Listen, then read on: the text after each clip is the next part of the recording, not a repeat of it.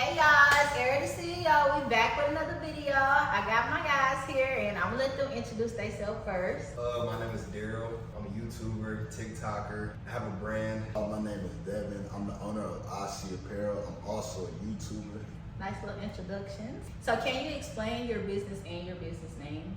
I think we came up with IC in January. IC was really a brand we made to amplify people with vision and give them a platform to feel heard. So when we came out with IC, it was really just a way to put people that may have not been heard or underground and with the big visions, people who are into fashion that may not be looked at as fashion creators or anything like that, give them a platform to become bigger. Okay, I like that. So what inspired you to create this brand? So I know you spoke a little bit about that earlier, but what specifically, do you have any personal ties to the brand and its meaning? So this actually isn't our first brand. We had one that we did when we were more consistent on YouTube back then. Even our logo had one singular person standing out from the rest. It would be in a different color. If the hoodie was white, the person would be red and the other people would be, a different color. Just trying to stand out and have different ways to be seen, just stuff like that. I feel like we live in a society where people are forced to be one thing. We want to inspire people, whether that's people in the LGBT community, black people, white people, Hispanic people, anything, any race, anything. It's just be different, be you. So just giving everybody the example to feel good in themselves is the point of our brand. So. Okay, how sweet, y'all. Think about that when y'all shopping for brands. Like, what do the brands stand for that y'all buying? How long have y'all been into clothing brands?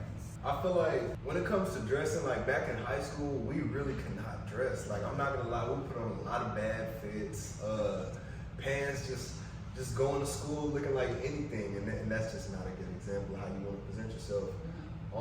I think we started getting into fashion maybe around my freshman year of college, his senior year of high school. I think that's when the switch started happening. When we were selling our hoodies on YouTube, they looked good, but it's like we can make everything look so much better. I think streetwear was the big switch. Instead of just people saying, oh, I just want to sell hoodies or joggers, I think once you start getting other things, it'll start, making your stuff pop. So what is y'all biggest way to promote y'all brand, y'all businesses, and just y'all selves in general? Now me personally, I'm that knock at your door type person. Like every single day, I was sending our YouTube videos to every single person on my social media platform. So if I had 1,000 people following me, 1,000 people were finna receive my YouTube video just so we could put ourselves out there. So it was very aggressive, but it was for good points. So I know specifically, even with our thing, we don't try to bring people to our brand for no reason. I know with all the profits we gain from our selling our clothes, we actually donate a percent of it to mental health, which is, if you could tell by our little hats right here, we put sad faces on all of our clothes, so it can give a mental health feeling, but it really stands for IC. But just putting a purpose along with it, a purpose along with our marketing. So if you want to contribute because you like us, that's a bonus. But if you want to contribute because you like what we're supporting, then that's also a bonus. To piggyback on that a little bit, I think with marketing yourself, it's very difficult because you got to swallow your pride a lot. You got to be prepared to take no as an answer. When you're getting yourself out there, even if it's just as simple as a DM that says, hey, can you check out my video? And somebody says no, I think you already got to start planning for the future. Don't get in your feelings about it or get upset about it. Just kill them with kindness. You know how many people we DM'd and said, could you check out a video? They would say no. You'd be like, all right, have a great day. Oh no, bro, I was just playing. You weren't playing, but I guess since I was nice to you, want to watch the video now and subscribe and send it to 5 more friends. So it just works out like that sometimes. I feel like a lot of people, like you said, don't swallow their pride, so they feel intimidated in a sense to send their content out, send their product out. But that is a good way to promote. Okay, guys, so y'all comment on the way y'all promote is basically hard. What do you call it? Aggressive. So what I want to know, or what I'm curious about, is how do y'all deal with low clientele? So for instance, maybe y'all didn't get as many yeses or reposts or shares as you would like. So I gotta take this from you because growing up, excuse my language, but I used to be sad as when nobody would watch our videos. And when people leave bad reviews and be like, y'all don't watch this video, like I would come to Daryl, I'm like, Daryl, can we respond to the comments and be like, hey man, like what could we add to it? You know what I'm saying? He was like, nah, like don't text nobody, just keep going, you know. So I think dealing with low clientele, I ain't gonna lie, even posting now, our brand's first drop is unofficially sold out. So we have an interest from over 50 people. We got 50 shirts. We have about 100 people that want to buy the shirt. That was in a day's worth. That was in a day's worth. But like before, the day before that, I posted the same thing, and it was about 5 people that said they wanted the shirt, and I was sick. And I told Daryl, I was like, Daryl, what you gotta do? He said, just post it tomorrow. So I think when you do get those little nubs on the ground, those little roadblocks, you just gotta look forward and be like, the next day. Because social media is iffy and it changes depending You on. might hit a whole different set of people the next day. I think it's also important to remember that when you're not getting people, that consistency is important, but you also have to be able to code switch to what people may like. With YouTube, if we're posting about basketball, but people don't want to watch basketball, post a public interview. If people don't want to see a public interview, do a musical review. Just switch it up, even with clothes. If we're selling and the guys don't want to buy our clothes, start making clothes for women. Start making clothes that both people can wear. Because we're trying to get sales at the end of the day. It doesn't matter what the target audience is. We want everybody to be able to wear our stuff. So say that, I have to actually ask you a question based off of that. You know, when you're selling clothes, it's easy to say, I could sell my shirt to college students, you know what I'm saying? But say, and when we were looking up, I was looking up your brand, I was looking up into your thing as you asked us. I was like, when it comes to doing hair, who are the people you're looking for? Like, how do you know if I want to try hairstyles on girls? Or how are you reaching the clientele of girls? How are you reaching the clientele of boys? Even for grown men who want to get their hair done, and grown women, how are you reaching that clientele? I feel like your target audience grows with you as a service provider, you as like a salesperson. So like, basically when I first started doing hair, my target audience was college students directly because I was growing with, I was very inexperienced, that was my first time really taking on that task. And I was already in a community, like I started my hair business when I was in college. So it was somewhere I was already known, and I felt like that was the clientele that fit me at the time. Now in my journey now, and not to say I've moved away from college students as my target audience, I just feel like I've grown and branched out into the world. As I graduated, now I'm in the real world. So now I have to deal with real world people. I'm interacting with them more than just college people. So I'm more experienced now as well. My work looks better than before. I can charge a little bit more for my prices, but that's not necessarily a bad thing because now I'm around those people who are like established enough to appreciate the service and appreciate the work that's being done. Oh, I have a question. So like this is very on topic, but okay, so you brought up prices. So how do you deal with lows? Like, would a lot of people, they don't want to pay prices, or it might be a group of people where you're going to a different area and they don't want to pay those prices. How do you deal with that? Do you just adjust and find new people? Do you say, if you're charging normally $120 for hair, do you switch it around and say, I charge $140 for hair, but I'll give you a discount for $20 off and it's $120 again? Like, how do you kind of try to flip it on that? Me personally, that was, cannot lie to y'all, that was the method I was going with at first, because me personally, I feel like it's a slap in the face for you to ask me, like for example, say you ask me for some medium braids and I say they're $120 and you don't want them done for me, but I see you go spend $200 on them same braids from somebody else just because you feel like, I don't know what the reason is, but I was kind of getting slapped in the face like that a lot. So instead of even just flipping the switch, I did do like you said, and I branched out further and found a target audience that can appreciate me and my work. And not to say that I would venture away from those people, because I feel like I still do, I still have maybe sales every now and then, just to make sure I'm still engaging with those type of audiences. But as far as regular clientele, I may have just outgrown them. Okay. I know y'all spoke on not only clothing brand, but being YouTubers as well. So can we kind of talk about the startup necessities for both? I think with YouTube, people cannot be picky. like it's a starting point for a reason. Don't just automatically jump the gun and say, I can't do YouTube because I need to buy $1,000 camera. No, it's people getting successful with phones, iPhone 7s in 2023. Like, you can get successful doing, like, you can get big on YouTube using anything. You just have to have a personality. That's all it is. People still use iPods to voice record. They don't use microphones, they don't use iPhones, they use iPods and are still getting millions of views. So I just think you gotta be creative and willing to get out of your shell. Like, don't use your normal tones. You gotta speak up, you gotta project, you gotta really deal with rejection a lot. Like, a lot of people are gonna be against supporting you until you don't need them to support you. Just like a trend, like other people are doing it. Literally, that's a real thing. But yeah, for YouTube, yeah, that's what it is. I think for a clothing brand, I ain't gonna lie, I was blessed. One of my best friends growing up, and I'm gonna have to give a shameless plug. His name is Josh. He owns a clothing brand called Be Real Apparel. He got to mentor me a lot during my process of making a clothing brand. He was giving me manufacturers to go to. Now, entry level, if I could go back, Daryl knows this, and I was so mad throughout the whole process. Our clothes were supposed to drop in June. It is The recent ones? yes. Okay.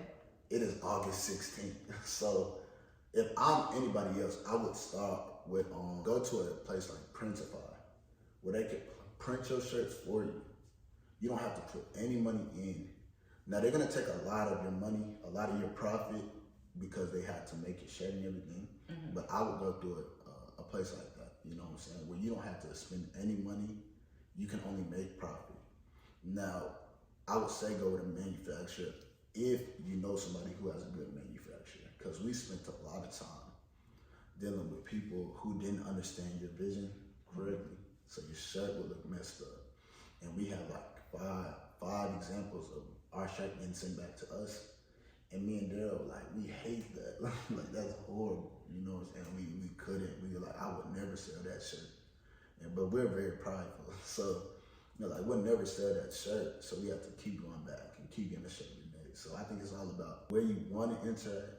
If you want to take a risk, I would say get it manufactured. But if you want to just, you know, start, I'll go with like a Shopify. And that would be like, if you were giving someone advice. If I was giving somebody advice, I would say just go to a place that can print on demand. A print on demand shop, that's what it's called. Just print on demand at the store. Okay. My bad. Also, for startups in both ranges, don't get too caught up in, this is gonna sound like backwards, but even with the clothing brand, making money in a sense, getting your name out there is gonna be the biggest part of your clothing brand. If you have to sell clothes and then instantly reinvest your money, that's okay. You didn't get anything from it except a good amount of sales, so you know you're gonna have more sales in the future. The money's gonna be made. You gotta just keep being creative. Even with YouTube, don't get caught up in your watch hours and monetization. Just learn how to get better, and all of that's gonna come eventually. So yeah, I would say patience is like the biggest thing with both of them. If you don't have patience, you have to have innovation. I'll say that. Like, you have to be starting something, but everybody is doing something that everybody else did in a different way. You can call that innovation, but I wouldn't call it that. I think you have to be original to the people you're trying to reach. Growing up, we have to learn how to excel in our environment, you know what I'm saying? So you have to excel at this, you have to excel at that. But if I don't excel at the same thing Daryl excels at, you know what I'm saying? So it's more of a how can I bring his strengths to the forefront while also being at my highest point too. So it kind of related to like target audiences, even though we're going back to that. Yeah. So you were saying be original to your audience, right? And so first I would like to know, what is y'all's current target audience? And then also I would like to know, did y'all study y'all target audience prior to, so y'all would know how to be original? When we were on it heavily, we'll say around 14 to 18 boys and girls, we are target audience. So with that said, a lot of kids like to move a little fast with their actions. We would try to incorporate that in our videos without making it derogatory in a sense. It's just being approachable for your audience, I say that. Not being too ugly, but just putting enough sun on it until you know they can taste it. Right. Like they understand what you're saying, but then okay, I get you. I get you. For a clothing brand, I have a problem of wanting everybody to feel included. So And nothing's wrong with that. I must have spent like 5 months. I'm like, damn, I don't want to do a graphic t-shirt. Cause old people don't want to wear no graphic t-shirt. D Will said, bro, do you want to make clothes that people want to be in? Or do you want to make clothes for everybody? I had to think about it. I'm like, ain't that the same thing? But I sat down, I said, if I see somebody rocking a shirt that's all black with a small logo on it, I'm not gonna ask them where they got their shirt from. Mm-hmm. You know, so I think we're more on the part of we want to be like graffiti on the wall. We want our stuff to be recognizable when you walk by it. You know, and eventually we'll calm down and we'll make it like an everybody type brand. But right now we want people to see our clothes and be like, what is that? I see. You know what I'm saying? It's I see. And that's just a name. We chose the name again because it just clicks, it resonates in the mind. Mm-hmm. So you be like, oh, I see. That's simple. I type in four letters, and you got the brand. You know, you got something easy that everybody can understand. So, I think you have to find a market audience, but I think you really just have to find where you want to enter. Because when you enter, most YouTubers or most clothing brand people don't stay where they enter. Right. Okay, guys. So we talked about the startup necessities and kind of what you need to have. How much would y'all say it would cost for a startup? Dude, let me take this from you, bro. Don't spend no money on startup, bro. For anything? For either YouTube, one? For YouTube specific, Okay. if you are on YouTube, the only thing I could say you may need, look, if y'all could see our setup, we have natural light coming in. Buy a tripod, like, you know what I'm saying? That may be the only thing you may need. Just buy a tripod. If you have a clothing brand, if you're starting a clothing brand, again, I said just do print on demand. That's no money. I think people get obsessed on how do I start a clothing brand, but Supreme does this and Bank does this, but Bank's also been around 15 years and Supreme's been around since way before. People were, you remember, I know y'all remember when Thrasher was big, but like my mom wore Thrasher t-shirts, so like, you know, it all depends. Like, you know, it's like, don't waste the money now, build a little bit of profit and just reinvest, you know what I'm saying? So once I sell out one time, I'm gonna reinvest everything. Like, I'm not walking around, we're not gonna be balling. We're gonna reinvest. And then hopefully next time we sell out, then we just keep reinvesting until we build a capital that we can actually. And I think that's good that y'all said it. And it honestly kind of shocked me that y'all just said what y'all said because I feel like so many people, be included. Because I'm one of those people that feel like I just have to be overly prepared when I jump into something. So I feel like startup cost was something I needed to know. Like I need to know how much I should have saved before I do this, you know? And I don't think enough people think of it as, you know how long it takes to actually become successful with these type of things. Like, in the beginning, you're gonna put more money into it than you're gonna make from it just because you're starting out. So I'll say this for people who like to be overwalking. It's like you have to cook. You don't know who you're cooking for, but you're making a bunch of steak and broccoli and pizza, but your audience might be 3-year-olds. Why not just walk in and find out that your audience is 3-year-olds and then cook the food? Like, you don't need to be over prepared. Just figure out what you're getting into, learn it, have some trial and error a little bit. Don't just be over prepared because you might buy all that for no reason. We bought a lot of stuff that we never even had. It was so annoying. And I can't even think about how much stuff we have lost. Like, we went to Vegas. We were supposed to film like 15 videos in Las Vegas. We come back from Vegas and we don't even have our camera anymore. Like, you know what I'm saying? Like An entire camera gone. That's crazy. You know what I'm saying? And we didn't film no videos. Why would Because y'all anybody? lost the camera. No, just because we not thinking about it. I think the biggest thing gotta be I wanna film this, you know what I'm saying? I want to make content, you know what I'm saying? We've been monetized for 3 years. 3 years monetized on YouTube and didn't want to make a video on YouTube because we didn't we didn't have love for it at the time, or we had our love for someone else. Now we're at a point where we can make content that we love to put out and have fun making it. And then when other people like it, it's just a bonus. Right. Like, you know what I'm saying? We have fun where we know that we can do all these things together and then have everybody else like it too. So it's all about putting your vision, your fun and your vision on camera.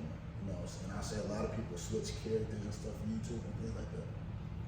You know what I'm saying? I don't think you gotta do that. I think you just gotta have fun. You gotta be you.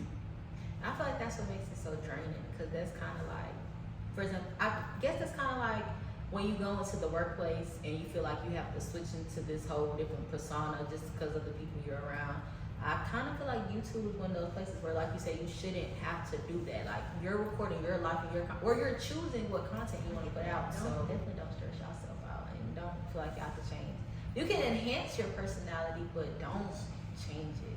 And that's really all it is. It's just spicing it up. Like, chicken is chicken without putting salt, pepper, and garlic powder on it. But chicken, chicken 10 times better once you do. You know what I'm saying? So it's all about like what you're doing and what you're adding to. And you might not even know you have that personality. Like, you could think you're just like this regular dorky nerdy person, or just like a fly on the wall type of individual, and you got a million people that want to see your everyday life. Like, they waiting for you to post a video. And you wouldn't know.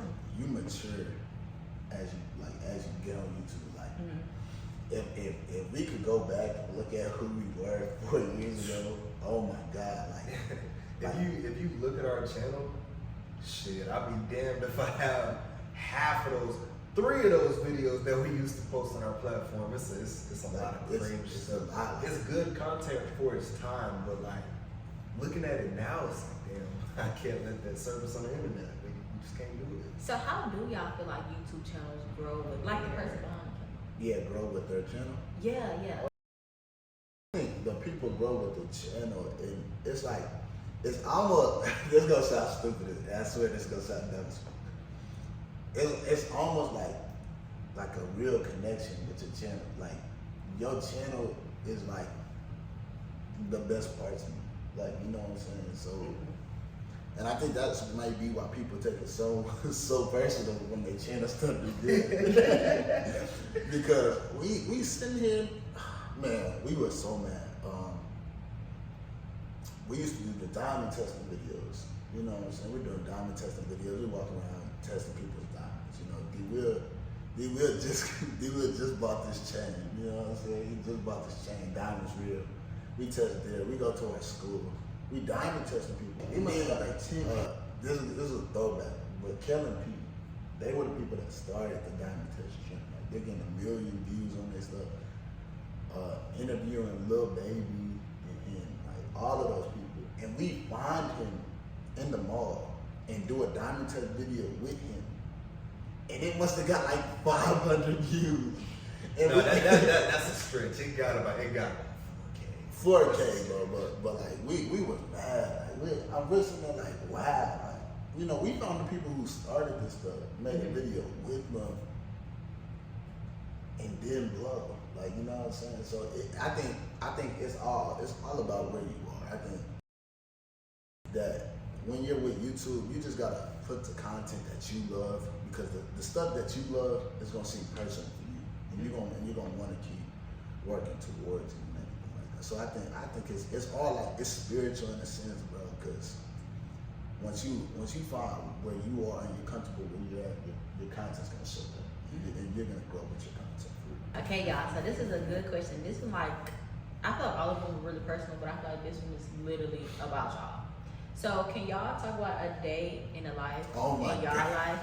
So let's talk YouTube first, and let's talk about recent and past. When we're doing YouTube, shit, wake up, look at the progress from our old videos, and when we were a little younger, be like, Dad, look, we got this many. Be like, Dad, we got this many views. It's like, that's good. How y'all gonna be more? Let's stay hungry. Look at that. Look at our analytics for about 2 hours. brainstorm new videos, notes just fill. You scroll fast about 7 times, it's still going in the notes. Just a bunch of notes, videos we could record, maybe put a little outfit on or go to a little football game, record a video that, you know, everybody was so corny back then, they love the public interviews. Go out to the mall, get rejected 5 times to get about 50 people in the video, you know what I'm saying? Yeah. And this is just good, entertaining content. Go back home, eat good with our parents, edit the videos, chop them up, go to sleep, wake up the next day, and then just do it all again. And while sometimes we make proof, watch videos at night, it's long days though. It's really long days. On top of being athletes and being in school, grades, that has, you know, that's a whole other element to it. But yeah. Bro, if I had to touch base on that, bro, that was the most heartbreaking stuff on YouTube. We about 14. I'm 14. He's 15. We walking into these malls talking to like 20-year-old women, and they'll be looking at us and they be so disgusted watching us. Cause we're like little kids, Little like kids. you know what I'm saying? Imagine a little dude like 16 years old coming up to you saying, "Can you be in a YouTube video?" You're grown, 21 years old. Yeah, they definitely get that. But if they gave me the stank face, I'd just be like, "Oh shoot, I'm sorry, bye." I'm Right, like, okay, guess you don't want to be famous. So, would y'all consider yourself full-time entrepreneurs or part-time entrepreneurs? Okay, I'll put this out of the way. I consider us full-time college students, full-time entrepreneurs, full-time YouTubers. Do everything. Oh, y'all some busy people. Just do everything. You gotta do everything. I can't consider it part of it. Just do everything. That's how I think if anybody set apart an hour a day to do homework, and I mean like in that hour really do homework, then all your homework will be done. You'll be an all A student. If you put an Which hour, makes you a full-time student. Yeah, If you just an hour a day out of 23. if you put an hour into saying, I'm gonna brainstorm video ideas and maybe try to make a little bit of content, then I promise you're gonna make great content in an hour. And I'm talking about like undivided attention, no phones, no none of that. And you say I spend an hour designing clothes and coming up with what our next concept's gonna be, then you will come up with great ideas. I think that we just get distracted. Like that's what I said. I don't think you really be busy, because what most people can do in 75% of the day, I feel like me, Daryl, and then our other business partner, our other 2 business partners are knocking out in 30 minutes. You know what I'm saying? Like, Cause y'all really locking in, focusing on I that. think it's important to really understand that you have 24 hours in a day. Let's just say you were really lazy and you just wanted to relax for 18 hours a day and sleep for 18 hours a day. You still have 6 hours, 2 of those aside to eat. You still have 4 hours to complete homework, make content, and quality content can be made in 4 hours. Imagine if you do that for a week. It's like 20 hours of content, well, in 5 days, like business days. You know what I'm saying? That's 20 hours in business days of content, and then you can just extend it, chill on the weekends. Like, it's not that hard. You just really have to just plan it out and apply yourself just That's for a life lesson y'all need to remember, because I feel like a lot of people consider themselves maybe like part-time and a lot of stuff. Like, for example, right now we're talking about entrepreneurship. A lot of people consider themselves part-time entrepreneurs. I guess because they feel like they either have school or like sports, or they work a real job. And like you said, it only takes, if you really lock in and focus, it don't take like an hour. When y'all think about how successful y'all want to be, I want y'all to really think about how much time and energy y'all are putting into y'all craft. I look at myself, self-reflection is also a big part of being an entrepreneur. And I look at myself all the time and say, even the closest people around me, like, they know, I tell them, like, I'm not touching as many heads as I want to this week because I didn't promote. You know, if you don't promote, you're not gonna, these clients don't know what your work is looking like. Or if you don't, not even just promote, like, content, like, work on your craft as well. You know, like, if it's something I don't know how to do, like, you need to go study it, look it up, figure out how to do it. Like, you have to put time and effort into something that you want to be. The only reason you don't do things in life is because you do not trust yourself. And if you don't trust yourself, you're not gonna work out because you're gonna be like thinking in your head, even if I do work out, I'm not gonna accomplish my goal. But if you spend 30 minutes of your life working out, all right, you're gonna see results in 2 weeks, in 4 months. You're gonna see some crazy, but you don't trust yourself because last time you said I was gonna eat right, you started eating potato chips, and last time I said I was gonna start a brand, your dad must have said, them clothes look bad, you know what I'm saying? But it's all in your head. You gotta trust yourself and feel comfortable in your own skin and really excel at this type of stuff. 3 months ago, I was working at 8 to 5. Of course, I went to school for it. It was in my major. I went to school for it. It was in my major, so it just felt like what I needed to do. But as you can see by the expression on my face, I took a chance on myself, and like you said, taking chances, taking risks. Like I locked in for. I mean, of course, I could still do better, but I locked in. Up and quit my job. Yes, I up and put that 2 weeks notice in without even knowing how life was gonna play out. Like, of course, I was financially prepared, but living life is more than just being financially prepared. I'm gonna say that. Took this risk, and 3 months later, I'm at the highest peak of clientele I've ever had. My content online and in person, like the hairstyles I do, has never looked better than what it looks now. And that's all from me locking in, knowing the vision, and me wanting to be successful. So like, y'all, I'm telling y'all, just lock in on whatever it is. Even if you feel like it's not enough knowledge, speak it into the world. The more you can laugh and talk to people around you, your vision is gonna become more clear. You're gonna know exactly the direction you wanna go in, and you're gonna know what to focus on.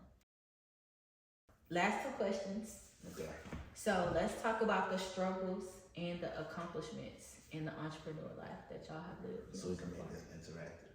I never struggle. He'll never struggle. We'll give you about 5 of them. Okay. I'll say that the first struggle with YouTube is thinking that people are as invested with your life as you are. Like, nobody cares. Like, you know what I'm saying? Oh, you mean like hardships in life? No, not even the hardships, because sometimes the hardships are great content. So I'll say it like this. A joke that I might find hysterical might just be to somebody else. Okay, I'm getting you. You know what I'm saying? Like, oh my God, I just bought 500 shit. Okay. I don't want to see that. You know what I'm saying? It's more like, what do you have to find out what they want to see of you, which it could seem like it goes against or contradicts what we were saying earlier about live your life. But you have to live your life in a way that you want to be perceived. And you can give you a struggle, bro. A struggle. Struggle. Maybe just with the rejection part, like getting past yourself is so important. Like I struggle with getting past myself for a minute. Like the ability to just be like, no, like he said, no one's really that invested. That also goes with, as an athlete, if I go out on the basketball court and miss a layup, that one play isn't as embarrassing as going 4 and 5 more plays, messing up those plays too. So now it's 1 play or 5 plays, which really makes you look negative. Right. But I'm in my head about one thing. I can't do that. I got to get past myself. I need to run back on defense and say, let's get a stop. Let's do something positive. Let's make it better. So yeah, getting past myself was hard for a while. That's hard for me too. And I'll say just lastly, and this could probably take us with all the struggles, bro. Like, just do it. Like, I think 95% of the struggle is being worried about the reaction. Like that. Speaking. Hello, did y'all hear that? That's the real struggle. I remember we wake up and we like, the people want to watch that, and it's like, I don't know if anybody wants to watch it. A video that we did not think was gonna blow up, blew up. And that got us. Drop the videos, just drop them. You know what I'm saying? Don't worry. Don't try to speculate. You are not the spectator. You are the doer.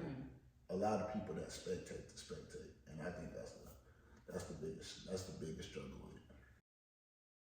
I go an accomplishment that's not really like something you can hold. It I felt think good to have people come up to me and be like, "Oh, your content was great," or "I like that outfit," or "Can we get a picture?" Like that was Oh my crazy. God, that Like was it was so wild to us. Like when we were walking around in the mall one day, and then people were just coming up to us like, "Oh, can we get a picture with y'all?" Or "We seen this YouTube video." Like I was like, "Dang, really? That's how it is?" I thought we were just common high school kids, but y'all see us differently.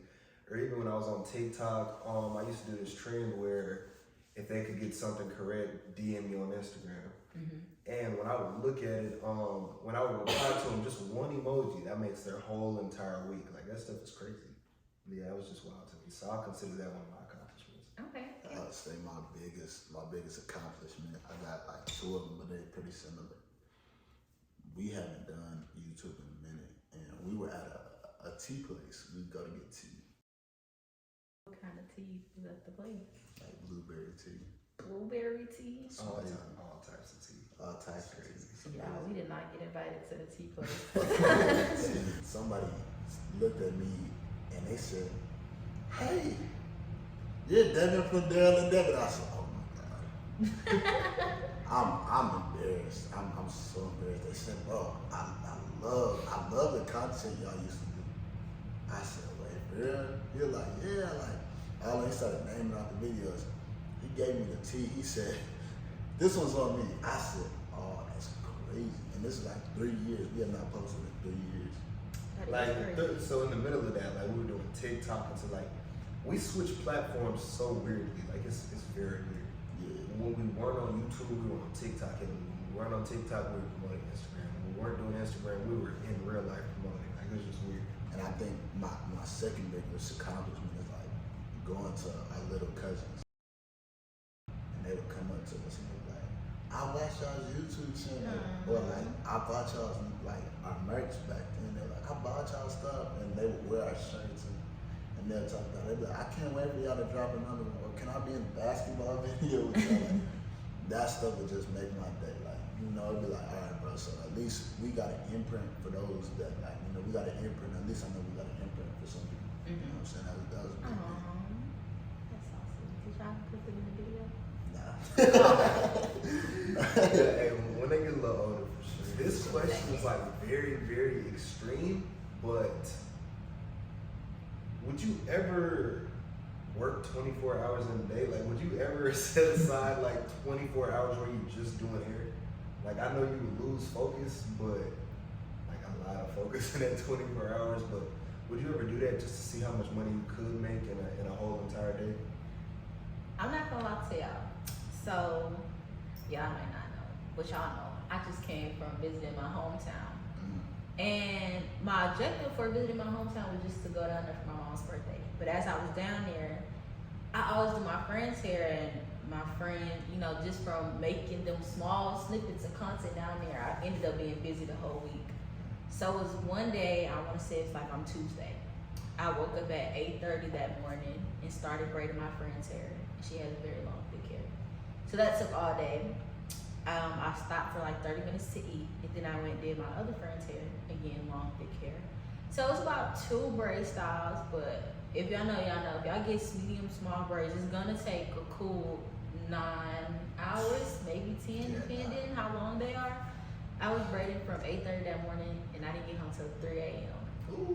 So I would say that's as close as I would have gotten to a 24-hour day. And I can say, I'm not gonna say I wouldn't do it again. I just don't think I'm there yet. So maybe a better way to ask that question is, if money was involved and you were doing styles that didn't require that, like if you were doing hour-long hairstyles or 2-hour hairstyles, would you test that theory just to see how much money you could make? Yes. And if y'all are watching, I am implementing Feed In Fridays, so it's kind of going to be something of that nature. The details behind that is basically like kind of walk-in style, like old salon style, walk-in appointments. You can book me on that day. I do $50 feed-ins all day long, you could just basically text me that day if you want an appointment, and the max is 10 braids. So that's something of that nature that I want to test out, just to see, like you said, how money will flow. Like, would I like that better as far as doing like shorter styles? So I am, planning on testing it. I ain't got a question, but I got a demand. A demand, okay. If y'all are not subscribed right now, what are y'all doing? Literally. D-Will, what are they doing, bro? Me too. So what we gotta tell them right now, bro? Like, comment, share. Wait, hold on. What's important? Subscribe.